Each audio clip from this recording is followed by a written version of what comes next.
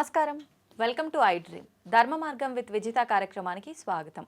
అయితే మన సనాతన ధర్మం గురించి నిజంగా మనం అందరము ఇప్పుడు ఏం వింటున్నాం, ఏం మాట్లాడుతున్నాం, ఎవరికి తోచినట్టు వాళ్ళు సనాతన ధర్మం గురించి మాట్లాడుతున్నారు.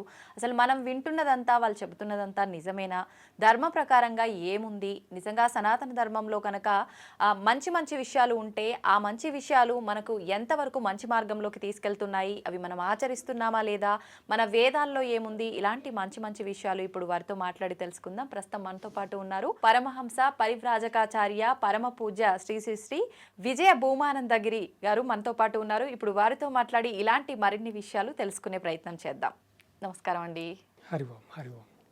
ఈ మధ్య కాలంలో ఎక్కువగా మనం సనాతన ధర్మం అనే మాట వింటున్నాం, మాలాంటి వాళ్ళము. అయితే మన సనాతన ధర్మం చాలా గొప్పది అని చెప్పి, చాలా పవిత్రమైనది అని చెప్పి, ధర్మ మార్గమైన మనల్ని ధర్మ మార్గంలో నడిపించే విషయాలకు సంబంధించిన విషయాలు చాలా ఉంటాయని చెప్పి వింటూ ఉంటాం. కానీ అదేవిధంగా ఇంకొంతమంది సనాతన ధర్మం అంటేనే ఒక మూఢనమ్మకం అని చెప్పి మాట్లాడే వాళ్ళు కూడా ఉన్నారు. అసలు ఏంటండి అంటే మీ తరఫున మీరు సనాతన ధర్మము అంటే ఒక మూఢనమ్మకము అని భావించే వాళ్ళకు ఏం చెప్తారు? అసలు సనాతన ధర్మం అంటే నిజంగా అంత పవిత్రమైనదా అంటే ఏం చెప్తారు? సనాతనము ధర్మం అన్నది పక్కన పెట్టండి అమ్మ. సనాతనము అంటే అత్యంత పురాతనమైనది అనే అర్థం, వేరే అర్థం ఏమీ లేదు. అత్యంత పురాతనమైనది. ఈ హైందవ విధానము అని దేన్నైతే అంటున్నామో ఇది అత్యంత పురాతనమైనది కనుక పురాతన ధర్మం అంటే సనాతన ధర్మము అని చెప్పడం జరుగుతుంది. సనాతనము అంటే సంస్కృతంలో అత్యంత పురాతనము అని అర్థం. అంటే కొన్ని వేల సంవత్సరాల నుంచి ఉన్న కోటాను కోట్ల సంవత్సరాల క్రితం ఇది ఇప్పుడు పుట్టింది, దీన్ని పలానా వారు పుట్టించారు అన్నది ఎవరికి తెలియదు. ఎవరు పుట్టించారో తెలియదు. ఒక రకంగా చెప్పాలి అంటే ఈ భూమండలం పుట్టక ముందు నుంచి కూడా సనాతన ధర్మం ఉంది. అయితే మరి ఎప్పటి నుంచో సనాతన ధర్మం ఉందంటున్నారు కదండి. మిగతా గ్రంథాల విషయానికి వచ్చినా, మిగతా వాటి గురించి తీసుకున్నా కూడా ప్రతి ఒక్కరి దాంట్లో పలానా ఒక డేటు అని చెప్పి, ఒక సంవత్సరము అని చెప్పి నిర్దేశించబడి ఉంది అని చెప్పి చెప్తుంటారు.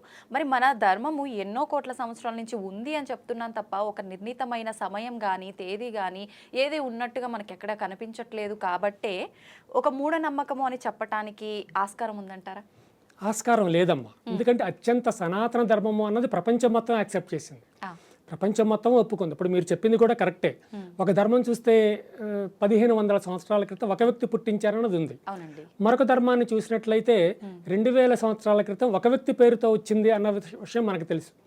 కానీ అత్యంత సనాతన ధర్మం కనుక దీనికి ఒక వ్యక్తి గురించి ఉండదు, సాక్షాత్తు మహాశక్తి గురించే ఉంటుంది. ఎందుకంటే మనకి ఎన్నో లోకాలు ఉన్నాయి.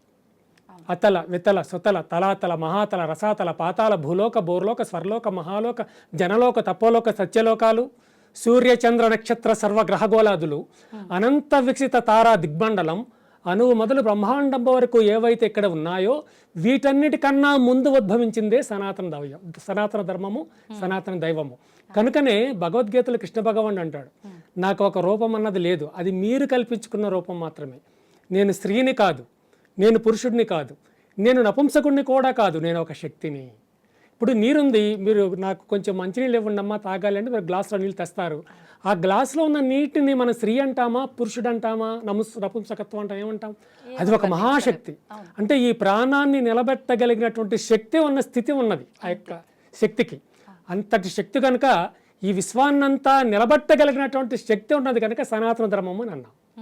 అదే మరి ఇంత పవిత్రమైనది, ఇంత గొప్పది, మనం అసలు వివరించడానికి కూడా శక్యం కానిది మన సనాతన ధర్మం.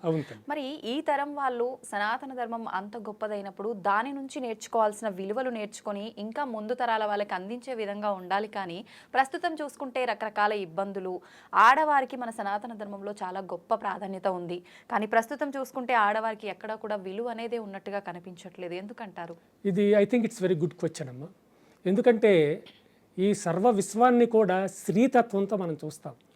అమ్మవారు అంటాం, అది కనకదుర్గ అమ్మవారు కానివ్వండి, కాళికామాత కానివ్వండి, శ్రీ లలితాంబిక కానివ్వండి, సాక్షాత్తు అమ్మవారు అంటాం. ఈ సృష్టి యావత్తుకి తల్లి ఎవరు అంటే స్త్రీయే. తల్లి అంటే స్త్రీ అంటే అనే చెప్తాను తప్ప ఇంకొక మగవాణ్ణి చూపించి ఇతను అని అన్నాం కదా. సో కన్నది ఎవరు అంటే స్త్రీ, మాతృమూర్తి, కన్న తల్లి. కనుక అటువంటి వ్యవస్థ నుంచి వచ్చినటువంటి యొక్క విశ్వమంతా కూడా మీరు చెప్పింది కూడా నిజమే. ఇప్పట్లోకి వచ్చి అది సన్నగిల్లి, ఆ యొక్క భావాలు, ఆ పవిత్రమైన భావాలు సన్నగిల్లిపోయి ఇప్పుడు ముఖ్యంగా హైందవ ధర్మం గురించి చెప్పాలి అంటే హైందవ ధర్మంలో ఎక్కువగా రెండు విషయాల మీద ప్రాధాన్యత ఇస్తున్నారు ప్రజలు. ఒకటి పిల్లలకు చదువు, రెండు వాళ్ళకు ఉద్యోగాలు. ఎక్కడ ఎంత గొప్ప చదువులు చదవాలి, నా కొడుకే ఫస్ట్ ర్యాంక్ రావాలి, నా కూతురికే ఫస్ట్ ర్యాంక్ రావాలి. ఒకవేళ ఫస్ట్ ర్యాంక్ రాలేదు అంటే వాళ్ళు ఆత్మహత్య చేసుకోవడం కాదు, వీళ్ళే తీసుకెళ్ళి రైలు కింద పిల్లలు తల్లబెట్టేలా ఉన్నారు.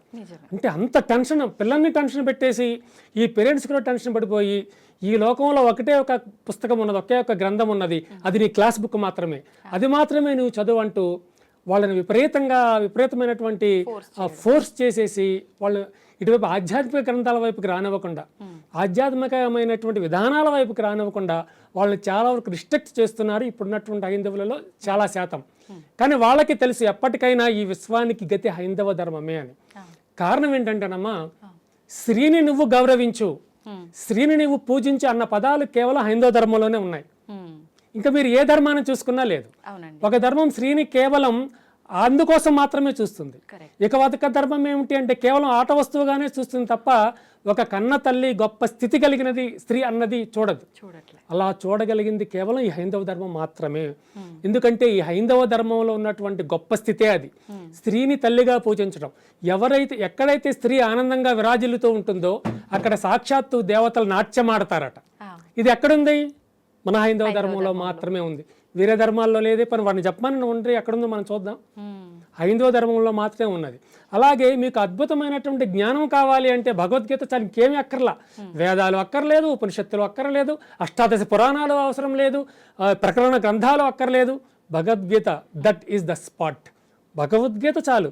ఆ మహానుభావుడు గీతలో ఏం చెప్తాడమ్మా, ఉద్భవం అంటే జన్మ దగ్గర నుంచి మరణించడం కూడా చెప్తాడని, ఎట్లా వెళుతుంది, మరణించిన తర్వాత ఉండేటటువంటి జీవితం ఎట్లా ఉంటుందన్నది కూడా అద్భుతమైనటువంటి విషయ విధానాలన్నీ కూడా భగవద్గీతలోనే ఉంటాయి. అంటే ఈ వేదాలు, ఈ ఉపనిషత్తులు వీటన్నిటిని రంగరించి ఈ ప్రజలకు ఏమి కావాలో అది తెలియచెప్పేది భగవద్గీత. భగవద్గీత గురించి ఒక విషయం చెప్పాలి అంటే విషయం వచ్చింది కనుక, మీరు ఏదైనా ఎలక్ట్రానిక్ ఐటమ్ కొనడానికి షాప్కి వెళ్తారు, అది టీవీ కానివ్వండి, ఫ్రిడ్జ్ కానివ్వండి, వాషింగ్ మిషన్, లైక్ అటువంటి కొనడానికి వెళ్ళినప్పుడు ఆ వస్తువు మీరు కొన్నప్పుడు వాడు ఒక బుక్లెట్ చేతికి ఇస్తాడు. ఆ బుక్లెట్ చదివితే ఏమవుతుందంటే ఆ వస్తువు ఎట్లా వాడితే చాలా కాలం మనకు పనిచేస్తుందో, చక్కగా పనిచేస్తుందో ఆ బుక్లో ఉంటుంది.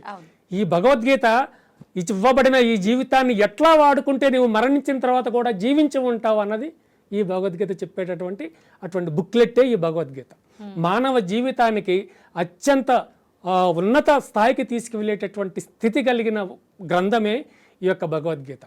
కనుకనే కృష్ణుడు ఏం చేశాడు, ఆయన పెద్ద మాయగాడు కదా, మాయగాడు అంటారు కదా ఆయన్ని, అర్జునుడిని నిమిత్తంగా చేసుకుని నేను ఇదంతా అర్జునుడికే చెప్తున్నాను అన్నటువంటి ఒక నాటకాన్ని పెట్టి ప్రజలందరికీ కూడా తెలియచేశాడు మహానుభావుడైన ఆ భగవద్గీత.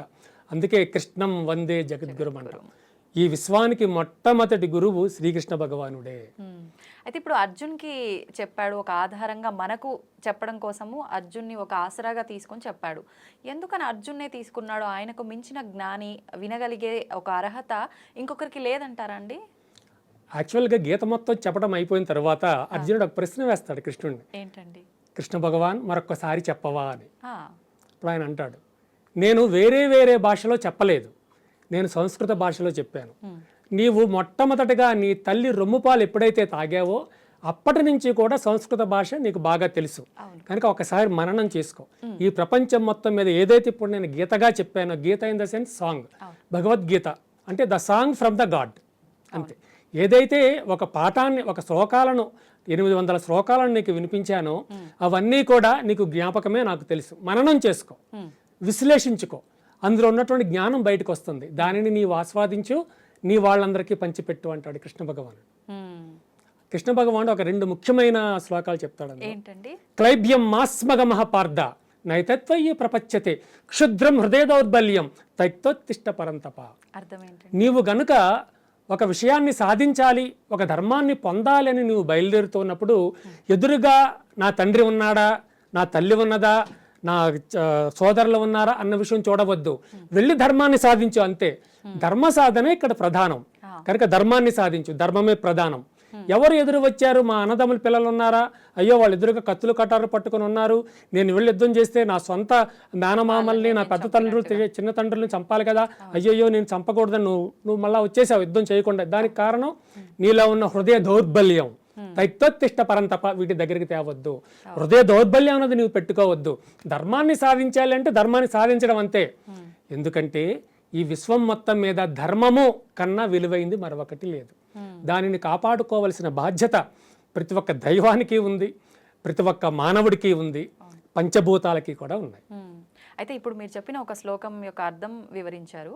దాన్ని బట్టి మేమందరము అర్థం చేసుకోవాల్సింది ఏంటి అని అంటే, నాకు అనిపించింది, మనం ఎదురు తిరగాల్సి వచ్చినప్పుడు అక్కడ ఎవరున్నా కూడా మనం ధర్మంగా నిజాయితీగా ఎదురు తిరగొచ్చు, అంటే దండించవచ్చు అని అర్థం చేసుకోవాలండి. తప్పకుండా అమ్మ. అయితే ఇక్కడ ఒక విషయం ఉంది. ఎదురుగా గొడవ అవుతుంది. చక్కగా ఒక పాపం ఒక ఆడపిల్ల ఏదో కాలేజీకి వెళ్తూ ఉంటే నలుగురు మగవాళ్ళు ఏదో ఆట పట్టిస్తున్నారు. అది అధర్మమా కాదా? అధర్మం. అప్పుడు మనం ఏం చెప్తామంటే వాళ్ళతో చెప్పాలి, లేదా వీళ్ళతో వాళ్ళని ఫైట్ చేసి వాళ్ళని దూరంగా తరిమేయాలి. అలా మనం చెయ్యాలి. ఒకవేళ అట్లా చేసేటటువంటి శక్తి మనకు లేనప్పుడు ఏం చేయాలంటే, నాయనా మీరు చేసేది తప్పు, మీరు వెళ్ళిపోండి అనైనా నువ్వు అనాలి.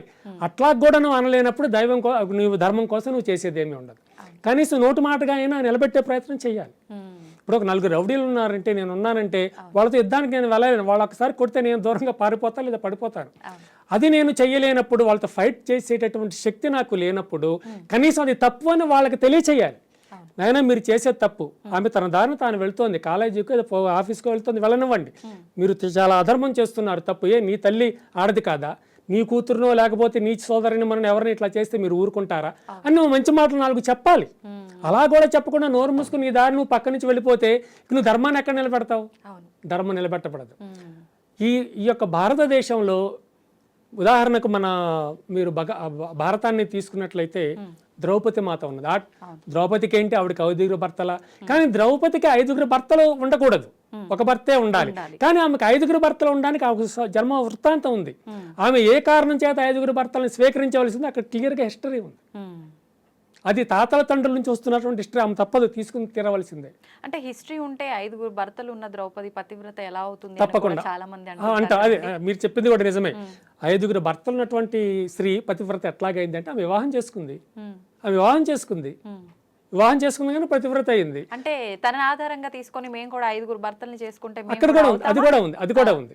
ఎందుకంటే వారు ద్రౌపది మాత ఎప్పుడైతే 5 భర్తలను స్వీకరించిందో ఆమెకు సమకాలీనులైనటువంటి ఎవరికి 5 భర్తలు లేరు. అవును, దాన్ని మనం గుర్తుంచుకోవాలి. ఆవిడ 5 భర్తలను ఎందుకు స్వీకరించి వచ్చింది అంటే, ఆవిడ పూర్వజన్మ వృత్తాంతం ఉంది. ఒకటి సామాన్యంగా ఏం చెప్తారు అంటే, ముందు ధర్మరాజు అంటే ఆవిడని బయట పెట్టారు. ఆవిడని గెలుచుకుంది ఎవరు అంటే అర్జునుడే. బాణాలు వేసి అర్జునుడు ఆవిడని జయించాడు. అయితే ఆవిడని తీసుకొస్తున్నప్పుడు ఆ యొక్క కుటీరం బయట కుంతి మాత లోపల ఉంటుంది. ఆవిడని తీసుకొచ్చారు. ఆవిడని తీసుకొచ్చిన విషయం ఆవిడకి తెలియదు పాపం.